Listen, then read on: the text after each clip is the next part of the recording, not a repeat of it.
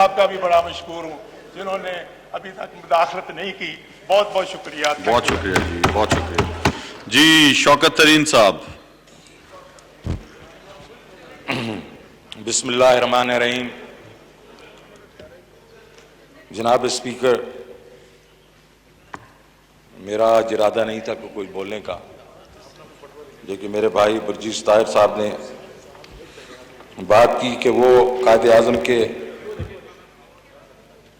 ایک قسم کے ساتھی اور فالوورز ہیں. میں ان کو یاد دلانا چاہتا ہوں، کرنل جمشید احمد ترین جو میرے والد صاحب تھے، وہ پاکستان مسلم اسٹوڈنٹ فیڈریشن کے ممبر تھے. وہ برطانیہ کی جیل میں رہے. وہ جب یہاں آئے تو وہ جا کے ہندوستان کی جیل میں بھی رہے، اور وہ ایک پیشنیٹ پاکستانی تھے. تو ہم بھی پاکستانی ہیں.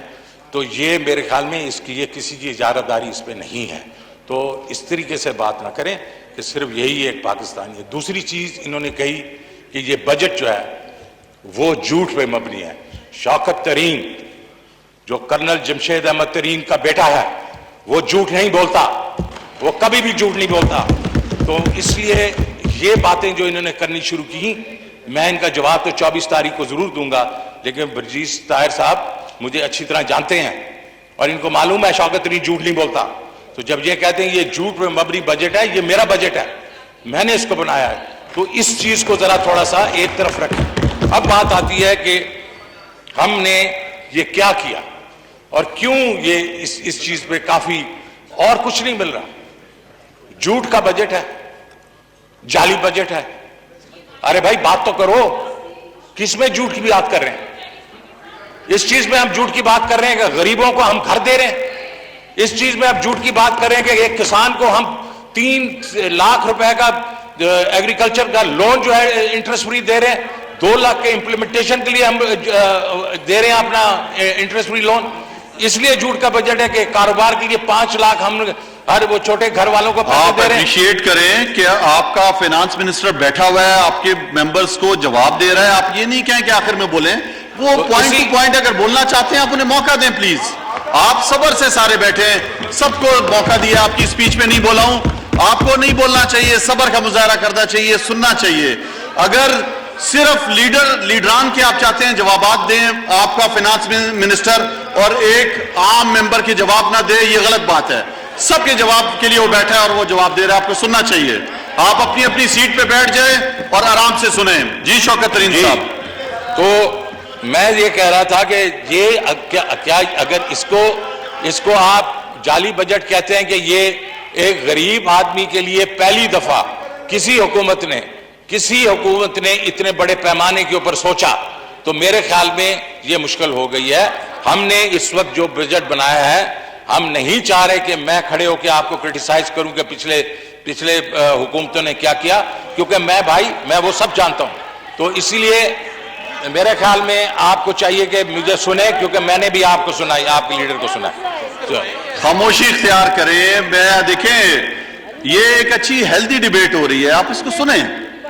آپ سب برائے مہربانی اس کو سنیں، میں آپ سے گزارش کر رہا ہوں. جی شوکت ترین صاحب. تو جناب، تو بات کیا ہے؟ بات صرف اتنی ہے کہ ہم تو یہ نہیں کہہ رہے کہ میں نے تو پہلی باتیں نہیں کی، لیکن اگر یہ سننا چاہتے ہیں تو مجھے یہ بتائیں کہ اگر اتنے ہی اچھے سہانے دور تھے تو یہ تو ان کی حکومت کے 2018 کے بیچ میں ہی لوگوں نے کہہ دیا تھا کہ ایک بہت بڑا کرنٹ اکاؤنٹ ڈیفیسٹ آ رہا ہے. 20 ارب ڈالر کا کرنٹ اکاؤنٹ ڈیفیسٹ ہے، 18 میں آیا ہے. وہ پی ٹی آئی کی حکومت میں نہیں آیا. تو اس وقت یہ کہاں پہ بیٹھے ہوتے؟ اس وقت کیوں نہیں یہ باتیں کر رہے تھے ان کے ساتھ جو ان کے بہت ہی بڑے اکانومسٹ ہیں جنہوں نے وہ کریٹ کیا تھا؟ اس کے بارے میں کیوں نہیں بات کرتے یہ؟ اس لیے وہ جو 20 ارب ڈالر کا تھا وہ اس کے ساتھ ڈال دیں 8 سے 10 بلین ڈالر کے جو انہوں نے چھوٹے لونز مطلب ایک شارٹ ٹرم لونز لیے تھے. تو 28 سے 30 ارب ڈالر کو پے کرنا تھا. تو کیا ہوا؟ آئی ایم ایف کے پاس جانا پڑا. اب ہمارے پاس تو کوئی ڈالر کی چھاپنے کی مشین تو ہے ہی نہیں.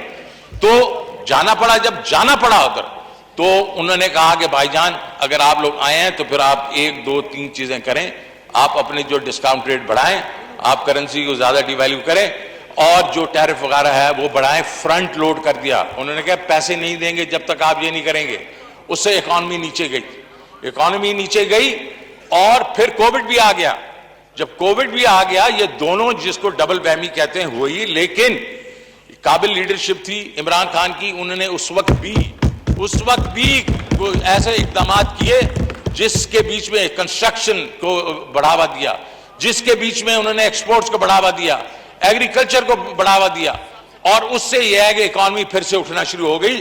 تو 4% کی بات ہم جو کر رہے ہیں، اب بات بھی یہ میں آگے اس سے لے کے چلوں گا کہ اس وقت جو اسٹریٹجی ہے اس کے بیچ میں ہم نہ صرف کہ غریب کا خیال رکھیں گے، ہم یہ کہہ رہے ہیں کہ ایگریکلچر کا بھی خیال رکھیں گے، انڈسٹری کا بھی خیال رکھیں گے، ہاؤسنگ اور پاور سیکٹر کو بھی ٹھیک کریں گے.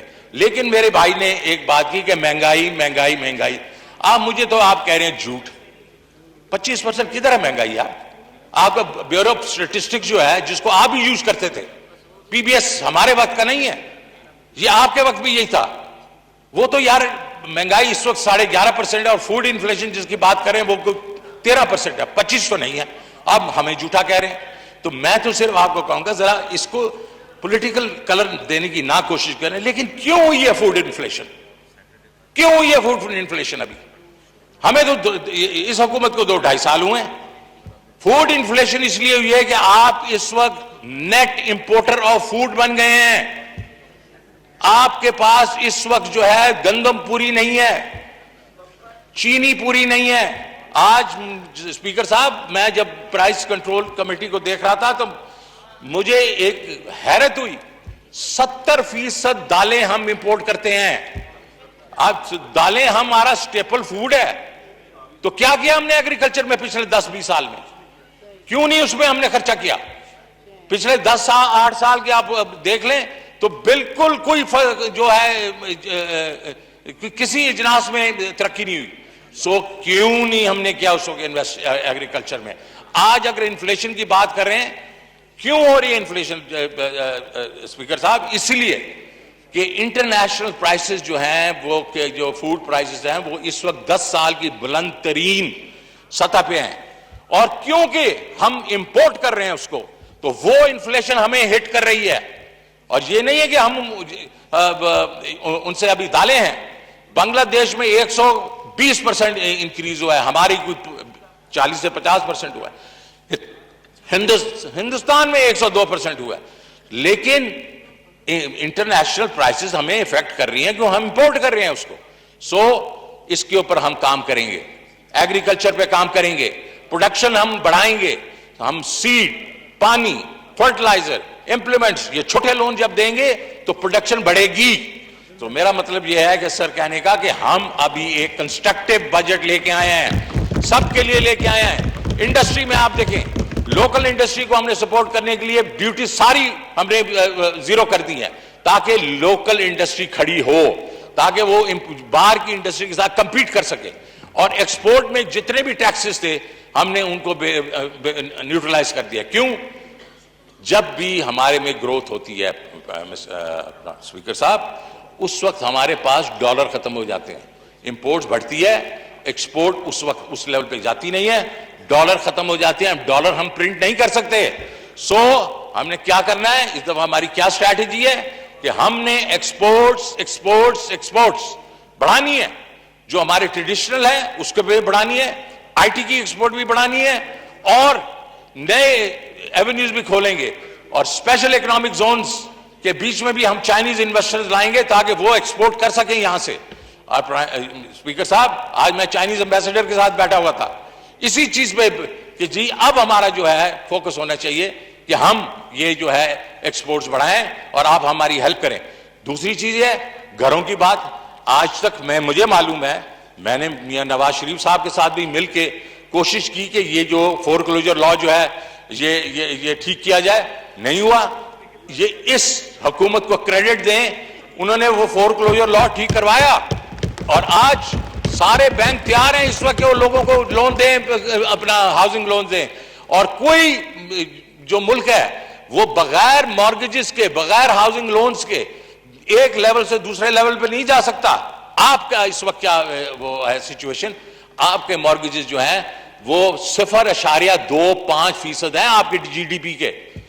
ہندوستان 10% پہ ہے, تھائی لینڈ 24 پہ ہے, ملیشیا 36 پہ ہے, اور امریکہ 80% جو ان کی اکانومی ہے اس کا ایکولنٹ ان کے مارگیجز ہیں, $18 ٹریلین.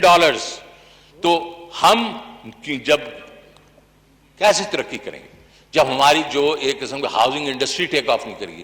ہاؤسنگ انڈسٹری کے جو چند فوائد ہیں وہ یہ ہیں, ایک تو چھت ملتی ہے لوگوں کو, مزدور جو ہے وہ لگ جاتے ہیں, ان کو نوکریاں ملتی ہیں. 40 انڈسٹری کھڑی ہو جاتی ہے, کوئی دروازے بنا رہے ہیں, کوئی کیل بنا رہے ہیں, کوئی سیمنٹ چل رہی ہے, کوئی اینٹیں چل رہی ہیں. تو یہ سارا کچھ جو ہے یہ انڈسٹری کے سے چلتا ہے. اس پہ اسپیشل توجہ دی تو کچھ تو کریڈٹ دینا اس کو.